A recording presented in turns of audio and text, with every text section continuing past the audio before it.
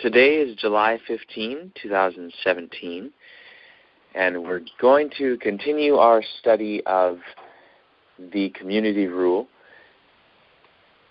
But before we begin, let's ask our Heavenly Family to guide us.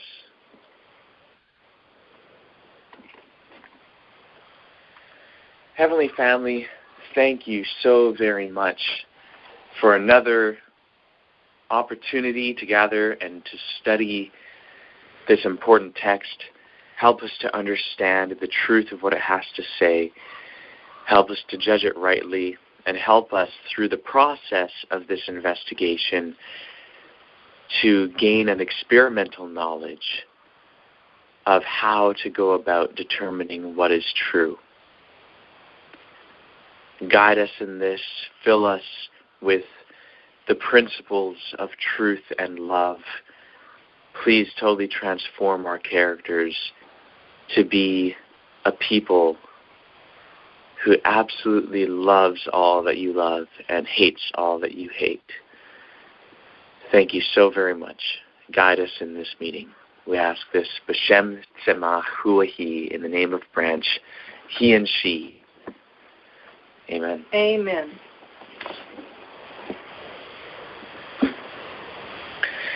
Okay, so the community rule, as most likely everyone here on the call understands, is a text that was found among the Dead Sea Scrolls in 1946 or 1947. And it was written at, sometime in the first half of the 2nd century BCE, and tells us a lot about a community of Jews centered on the northwestern shore of the Dead Sea at a place called Qumran. Now, as we've discussed in many previous studies, there are several reasons why the community rule is very important. First, it tells us a lot about the community. Second, it gives a lot of background information for the study of the historical Jesus and the Jesus movement, the Nazarenes. And of course, that leads into the development of Christianity and so on and so forth. And then it's also important because it has a message of its own to communicate that touches on very important questions such as the nature of truth, the nature of morality, and the nature of the human mind. And also deals with issues of how to structure society and different things like that. So it's quite important kind of from whatever angle you approach it from. And this is, of course, why we have been able to devote the last, well, I shouldn't say devote. We have been able to study it on and off for the past year and a half, and it still is so rich and so full, and there's so much to study in relation to it. Many studies, we have just read a line or a phrase of this text, and it has really brought on a discussion that lasted an hour and a half. So it's a very, very important text. And of course, I could go into a lot more detail into the reasons why it's important and so on, but we want to be able to get to some other things, so I'm not going to focus on that too much, especially seeing as we've covered it many times in the previous studies on the community rule. I will, however, mention that our primary purpose in studying the community rule is to see whether it has anything to teach us in regard to morality that will be helpful in transforming the world and particularly the people of the world, to be people of love rather than people of hate, to be people of truth rather than people of falsehood. Now that's our primary mission. And according to the text of the community rule, that was the mission of the community represented by the community rule. And so since we have the same mission as they did, we want to see what they have to say in terms of how to go about this mission. Now, in order to do this, of course, we need to accurately understand what the community rule has to say and thus be able to judge it rightly. And of course, we want to know what claims it makes concerning itself, how it puts itself forward, and to judge it accordingly. Now, at this point in our studies of the community rule, we've come to a new section that has opened up other questions. We've been studying a particular copy of the community rule known as 1QS. That was the first copy that was found and the best preserved copy. And the first 4 columns of the 11 columns of this particular copy are what we have been focusing on really so far until recently. But now that we've come to column 5, we now see the need to, well, we've seen the need to do this when we get to column 5 all along, really, but now we've come to the place where we really need to focus on examining the other copies of the community rule, particularly because there are significant differences starting in column 5 and moving forward through the text. And we need to, as part of our endeavors to accurately understand the text, we need to understand what it really said. And since there are differences in the wording between manuscripts, even phrases and sections that are present in some manuscripts and absent in others, we need to know the history of those changes. It changed from what to what? Were some of these phrases added or taken away? In other words, what was the original form of the text and how was it changed? And if possible, why was it changed? So these are things for us to consider. And we have been reading some introductory material by experts in the field in order to get an overall picture of the textual criticism of the community rule. And as a reminder, textual criticism, actually, you know what? Rather than me explaining it, I'm going to ask one of you guys to explain it. Would anyone here like to explain what textual criticism is?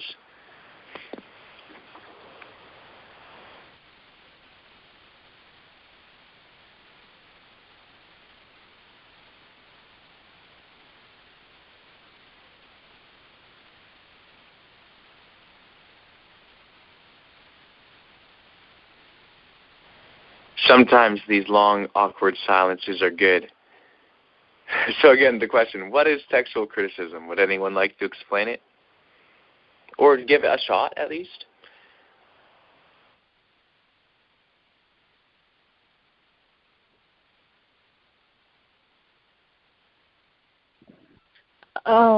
It's like the technique of restoring text to possible to the original form in printing on paper or handwriting, something like that. Okay, yeah, I think that's pretty good. I think that you're explaining it. So the study of different texts to restore it to its original form, hopefully. Now, that could be understood in a couple different ways. It seems like you're understanding it correctly. I think you are. Does anyone else want to add to that?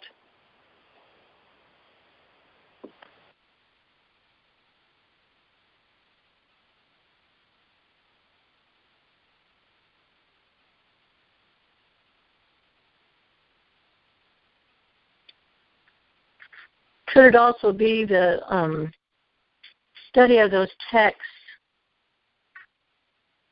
from different angles, taking into consideration different sources, maybe from even different time periods, and looking at it critically with an open mind, so that if it can be proven one way that turns out to be against what we've always thought, that we can still accept it because we looked at it so closely? Well, the first part of your statement describes a method called source criticism, which is attempting to discern sources behind a particular text, and to see like if it's made up of multiple sources and that sort of thing. And then the second part of what you said relates to source criticism and to really any sort of critical study of these writings, and one's willingness or unwillingness to accept the findings. So not quite textual criticism, but it's another important aspect of studying all of these writings.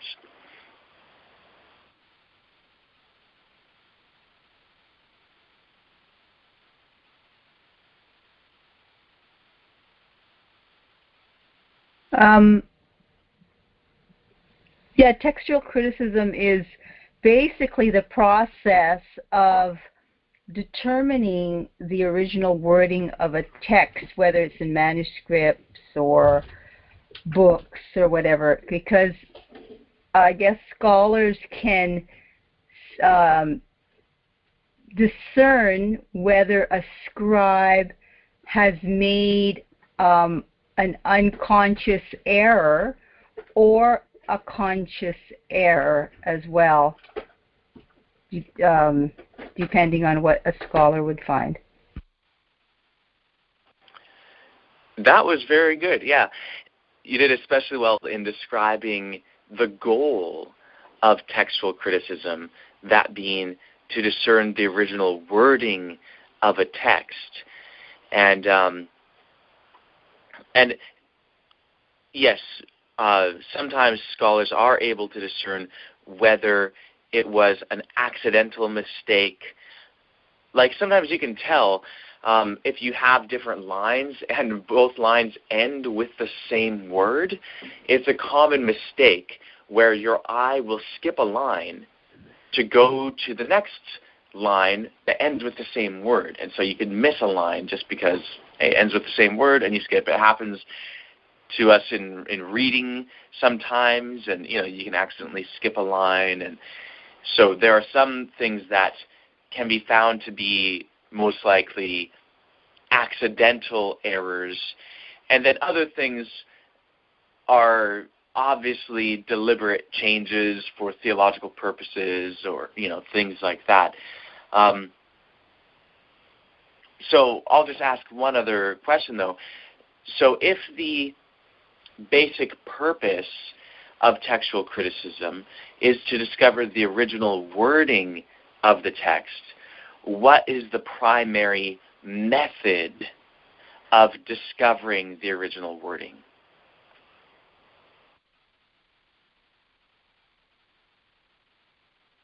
Would it be through, well, I guess if it's in Hebrew, right? Find the original Hebrew meaning? Not quite, because the meaning of the words won't necessarily tell you what the original word is supposed to be.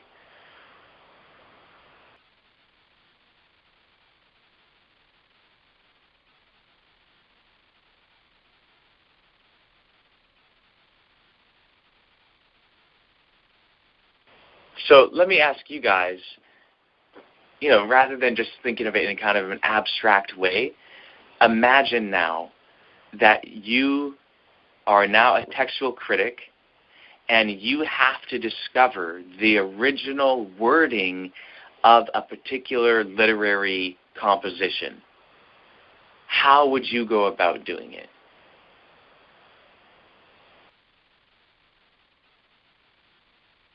Would you have to try to find the oldest document that might be out there?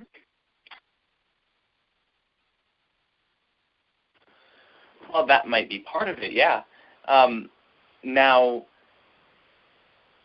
is that the only thing you would do, or what else would you do? What would you do with it once you find it? Well, I don't know. Okay, that's a good answer. I do too. Now, as a side note, too, is the oldest copy always going to preserve the most original wording? Not necessarily, but that would be a place to start. And then, right. Well, I don't know. I know we've been told that the Hebrew language even has changed a lot from what they use today as to what the earliest manuscripts were written. Isn't that so? Haven't we learned that recently? Yes, although that's not like a particular of textual criticism.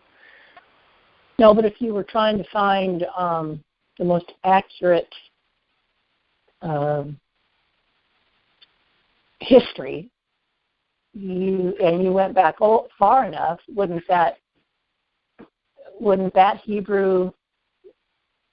the meaning even possibly have changed of a Hebrew word? Like some of the meanings today that we have, they didn't mean that in the 1600s. They meant totally different. So I don't know. I'm just not very up on the answer to that question, that's for sure. Sure, that's fine. But right now our primary thing is identifying what textual criticism is. Anna mentioned the primary goal of textual criticism, which, again, as we've talked about in previous studies, that needs a little qualifier on it, in that sometimes it's difficult to discuss the original wording of a text if a text had multiple editions by the same author and that sort of thing. But still, it's the original wording of the text as best as can be discerned, or the earliest form of the text, or more generally, the history of the change of the text over time in terms of its wording. But that doesn't explain how textual criticism is done. So textual criticism is not just its goal, it is its goal and its method. So the key part that has not yet been mentioned is the method. So how do you go about doing textual criticism?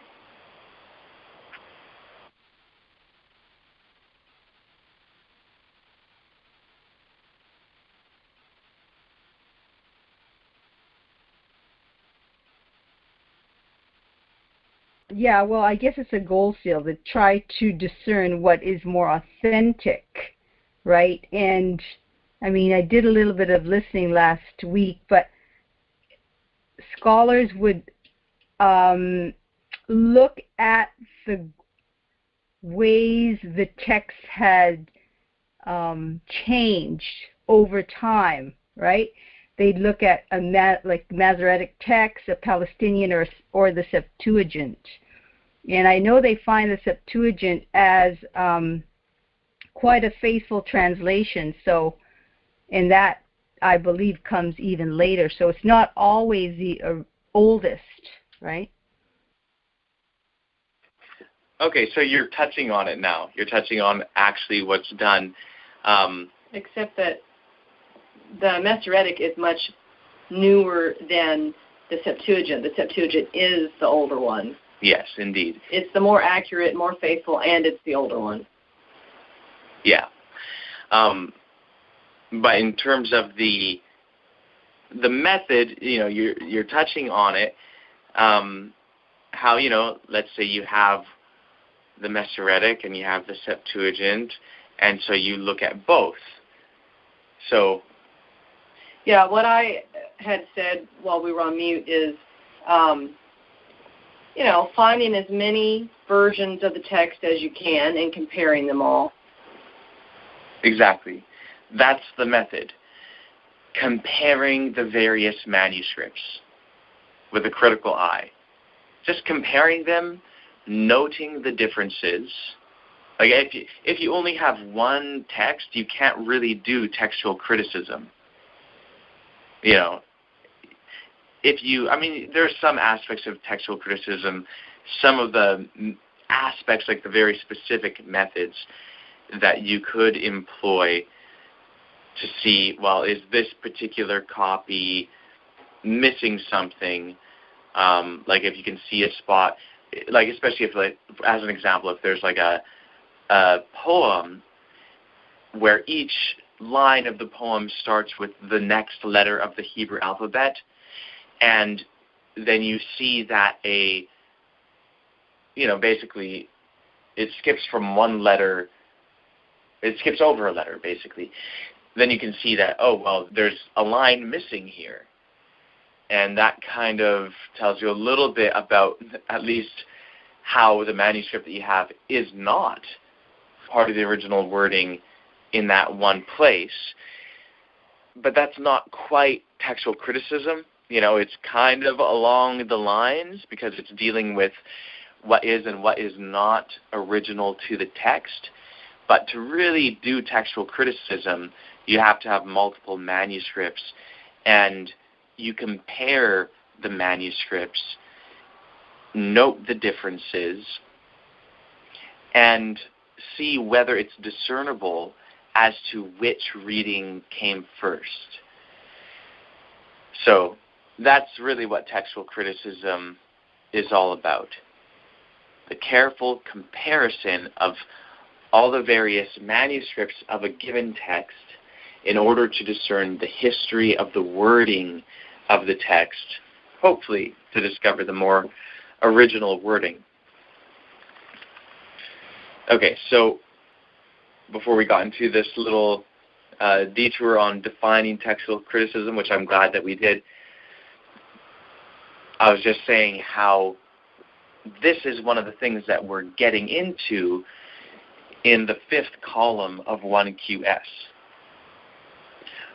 We are having to compare the various manuscripts of the community rule in order to discern the original wording and the history of the wording of the text, how it has changed and it developed over time. One of the other things that we're doing is trying to understand the history of the composition of the text. In other words, was it composed in one shot by one author as a literary unit? If so, is 1QS the representative text? Does it represent the original form, or does another manuscript represent the original form? Is it a literary unit put together by different authors? A collaborative effort sort of thing? Or is it actually a conglomeration of several originally independent documents that were then stitched together? And there are other options that we've discussed as well. Those are asking questions about the composition of the text. How was it composed? How was it formed as a literary work? Even if the wording is slightly different in different manuscripts, is it the same overall structure? When you're talking about the composition history of a text, you're talking about how it came into its current literary form. And then if you're talking about the transmission history of a text, you're mostly referring to a document which has already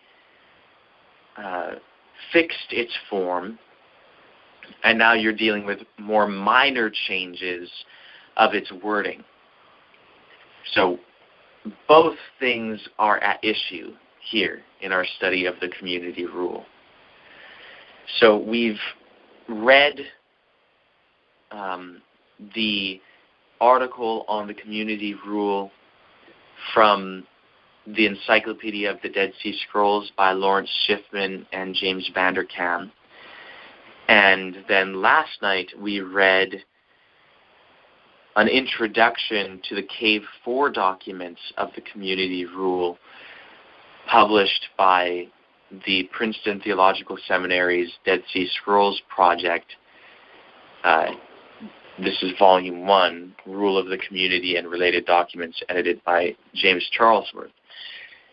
And tonight we'll most likely read the introduction to 1QS, or at least sections of it. Last time we didn't read all of the sections of the introduction to the Cave 4 community rule manuscripts because it wasn't really relevant for our purposes right now to read the introduction to the translation. We just read the introduction material in relation to other aspects. So anyway, before we get into reading the intro for 1QS, does anyone have any comments or questions broadly related to the community rule?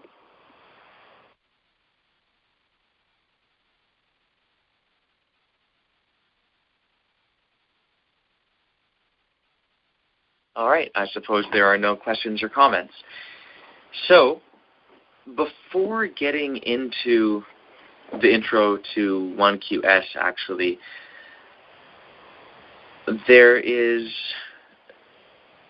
something in relation to the Cave 4 manuscripts that was referenced in last night's reading that I think it'll be helpful for us to briefly go over. It just takes up one page, and that is a little appendix within this same volume on the paleographical dates of the Cave 4 manuscripts. So I want to read this here, but before I read it, does anyone want to remind us what paleography is?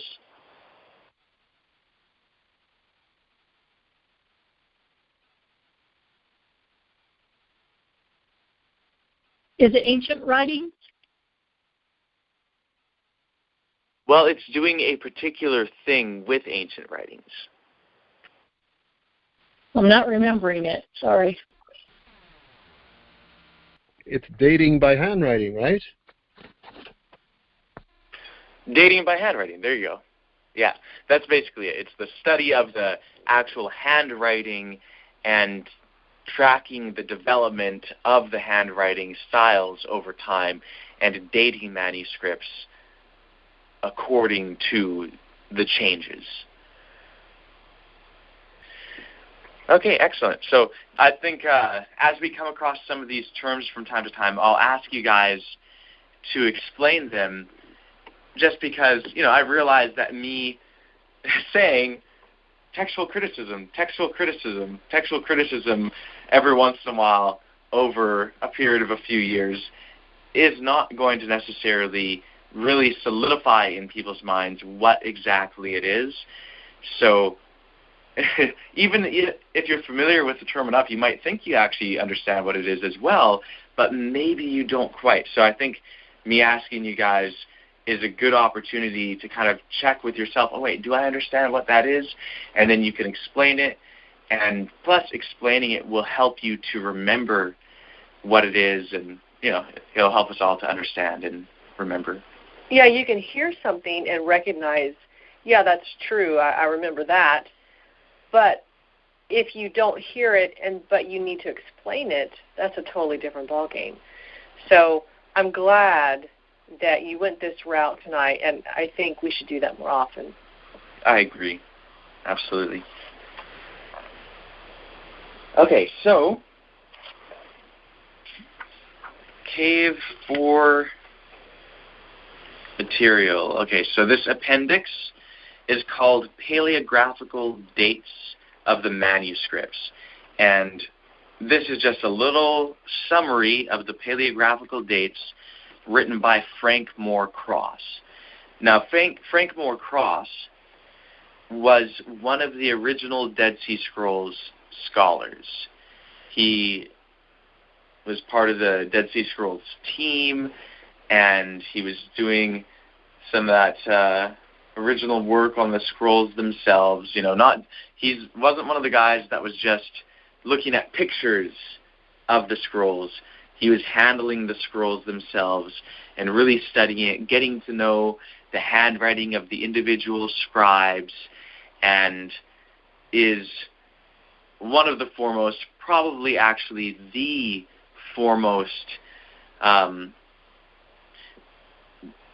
paleographers of the period. In other words, he's an expert on paleography, particularly in relation to Hebrew of this period, and of course going before and after, but he's really an expert in this area. So this is his little summary. Fragments of 10 manuscripts of the rule of the community were recovered from Qumran Cave 4. They begin with a manuscript in an early cursive script from the late 2nd century BCE. So late 2nd century BCE is coming closer to around the year 100 BCE, but it might be like 120, 115. That's the later part of the 2nd century BCE. And yes, so they begin with a manuscript in an early cursive script from the late 2nd century BCE, found in the scientific excavation of Cave 4 by the late Roland Deveau. Roland Deveau was the head archaeologist who was leading the dig at, or the excavations at Qumran. So that's first manuscript is from that period, and extend down as late as the Herodian period. So the Cave 4 material is from the late 2nd century BCE until the Herodian period. So that's the time of Herod.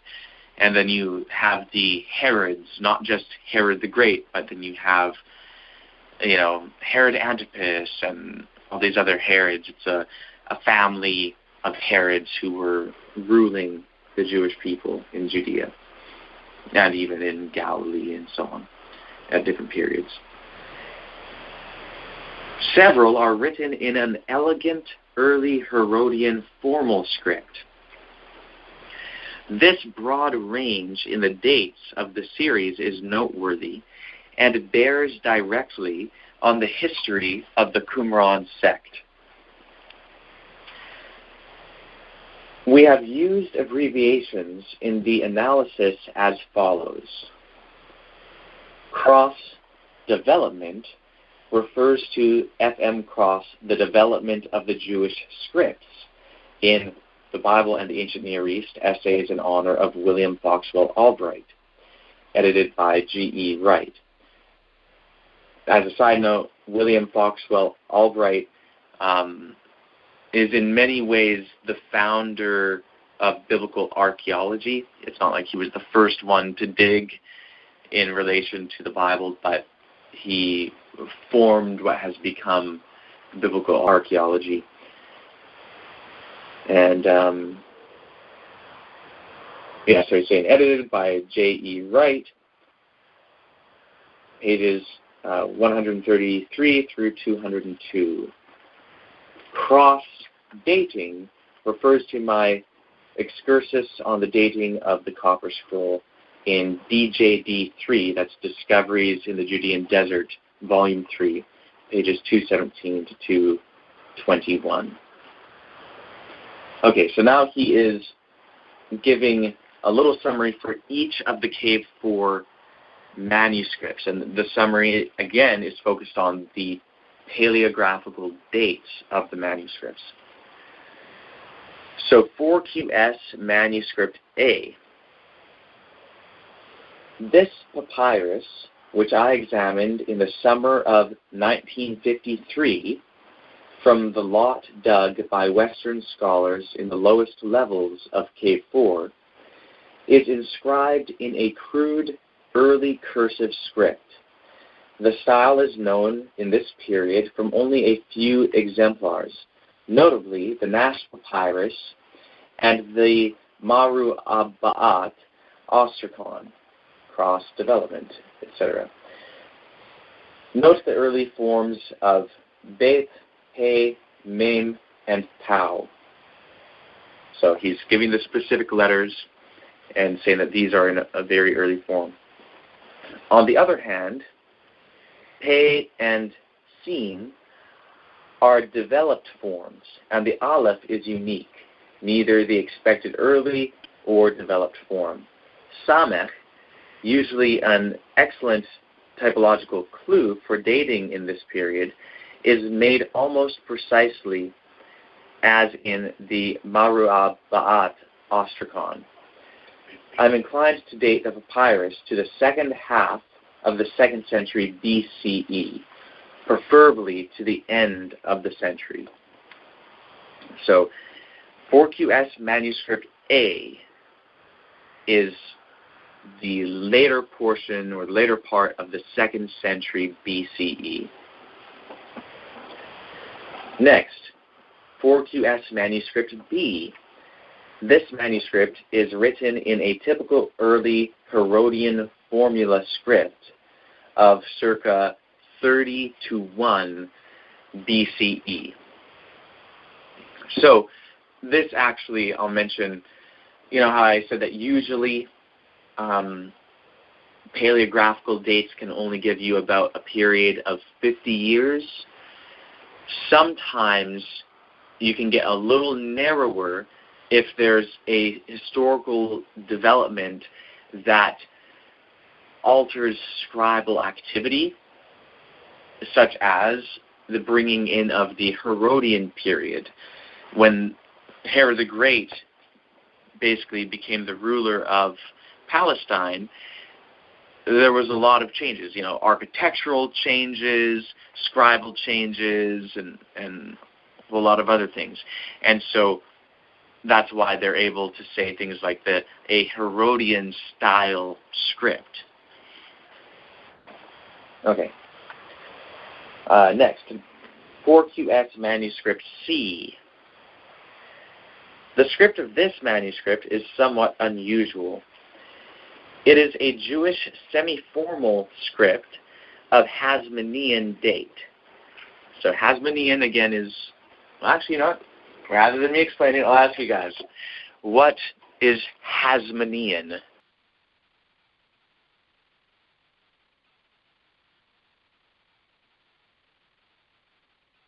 I thought it was the dynasty of the Herods. So I thought. No, that's Herodian. This is just before the Herods. Is it the dynasty of the Maccabees? Sorry, I missed the last word. Could you repeat that, please? I said Maccabees, and I said it quietly because I'm probably wrong. Okay, no, you're actually right. Yeah, it's the dynasty of the Maccabees. That's a really good way to put it, too, just so you know. Using the word dynasty is perfect in this context. So you had, Mattathias and Judas and Jonathan and, these Maccabean rulers, and we typically just think of the first and second generation of the Maccabees, but really it was a whole dynasty of rulers starting in the 160s BCE, but it lasted 100 years and possibly a little bit more. I'm going to have to check again the dates for Herod the Great, whether it's the 60s or the 30s of the 1st century BCE. I'm thinking now it was the 30s. I know last night I said it's around the 60s, but I wasn't sure. I think it's the 30s as well. Yeah, okay, we're both thinking Something it's the earlier, 30s. because you mentioned it during the virgin birth studies and how, if it happened during a certain year, a reign of the certain of Herod, then it would place, the Matthew virgin birth story would place Jesus as being around 5, 6, or 7 BCE. Right, because the Matthew one, I believe, places his birth in the time of Herod the Great, and he died, I think, in the year 4 BCE, and so people say that at the very latest, Jesus' birth would be 4, possibly 5 BCE, something like that. So yeah, I'm pretty sure it's 30. What happened in the 60s, in 63, was when the Romans took over, and then within 30 years they gave the rulership to Herod. But I'm going to double check that just to make sure we have it accurately, but I'm pretty sure it's the 30s. Okay, well, as I'm looking that up, actually not, this shouldn't take long. I'm not going to continue on while I'm looking it up. I'm just going to look it up.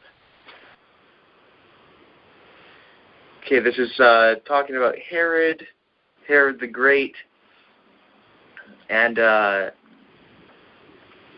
I'm looking here in the Lexham Bible Dictionary, which is an excellent resource, actually, and it talks about the history of Herod's reign. It says the 3 time periods of Herod's reign include: first period, 37 to 27 BC, consolidation. Herod impressed Rome with his ability to pacify the Jews whose homeland he occupied. Herod was capable at collecting taxes and quelling uprisings. And then it goes on. The second period is from 27 to 13, peace and prosperity. Herod rebuilt forts, instituted the games, and began rebuilding the Jerusalem temple. And then third is 13 to 4 BC, domestic strife within land and misunderstandings with Rome, marked by Herod's increasing instability. He was plagued by problems with his 10 wives and his children. Okay, so he was born in the 70s, and he began to reign in the year 37 BC. Okay, so the Hasmoneans ruled from the 160s to the early 30s BCE. So, okay, good. That's verifying the time period. Okay, so the first manuscript, Manuscript A, was from the second half of the 2nd century BCE, so that's 150 to 100, but Frank Cross is saying that he prefers a date later in the 1st century, so maybe we'd say 125 to 100 BC.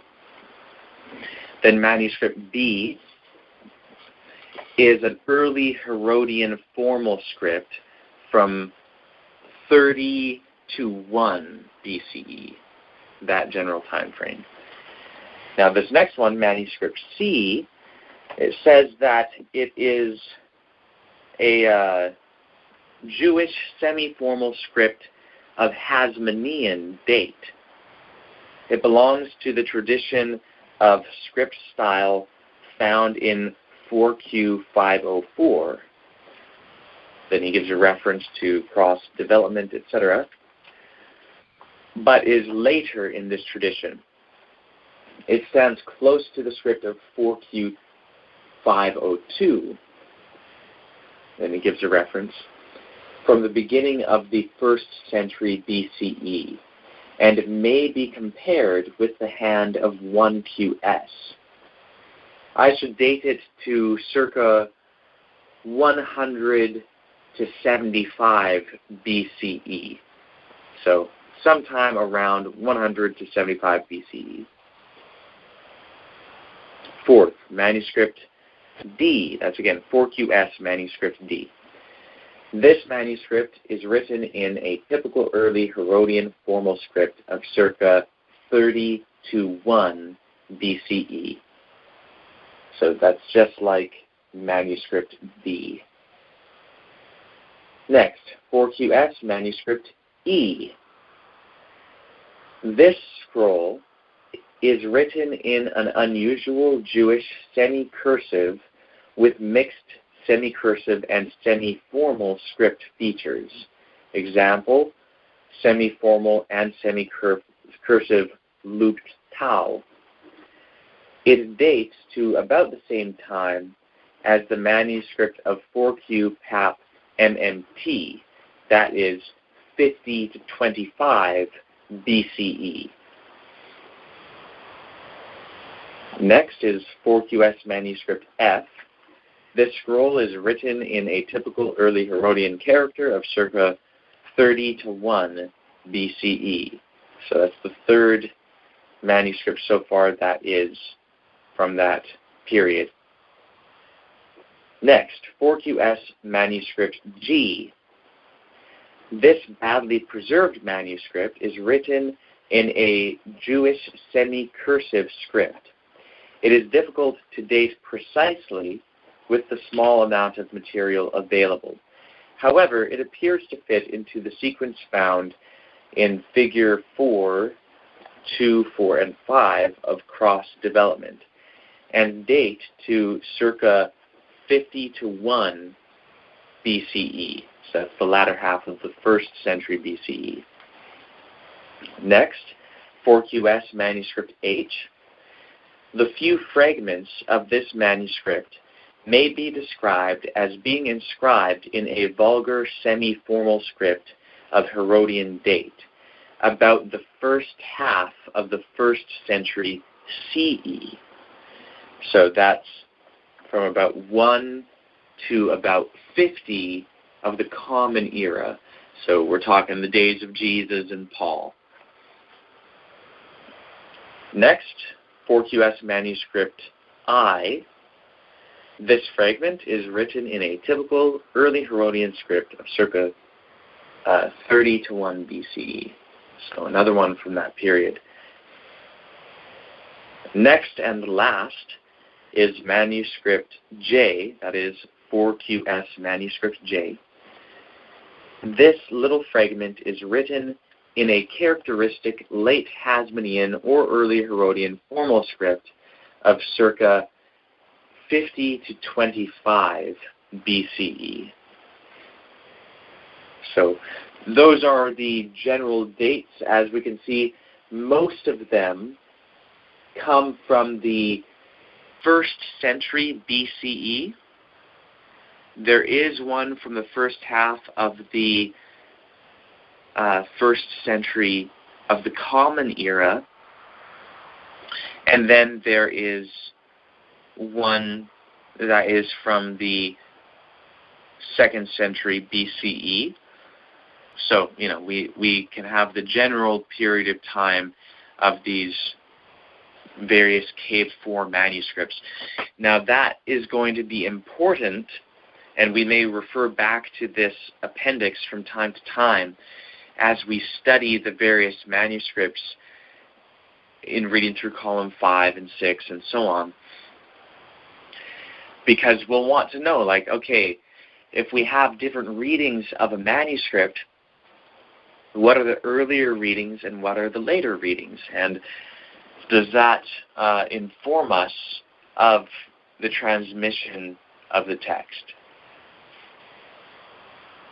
So, are there any comments or questions before we move now to the introduction to 1QS from this same volume?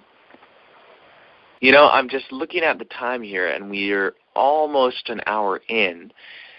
So I think it'd be nice to go through that introduction to the 1QS material all in one study. So we're not going to go through that tonight, actually. So either we'll just close now, or if there are any other comments or questions regarding any of this, we can deal with that for the next 15 minutes or so and then end the meeting. So I'll just ask, and this time you guys will have about 10 seconds if you have any comments or questions. So 10 seconds starts now.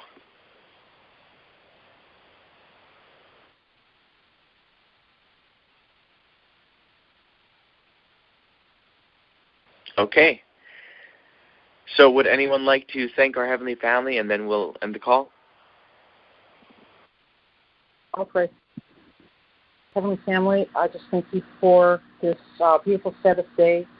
I thank you for all the huge amount of truth that you are sending us right now. And a lot of information, but it's better than a famine, way better. So we thank you for just continuing to show us more and more truth and more things to study. It's very exciting, and we pray that we would be able to understand it so we can communicate it to others. So help us do that, and give us a great day tomorrow. In the name of the branch, he and she, we pray. Amen. Amen. Amen. All right. Love you all very much. Lila Tov. Good night, everyone. Good night. Lila Tov.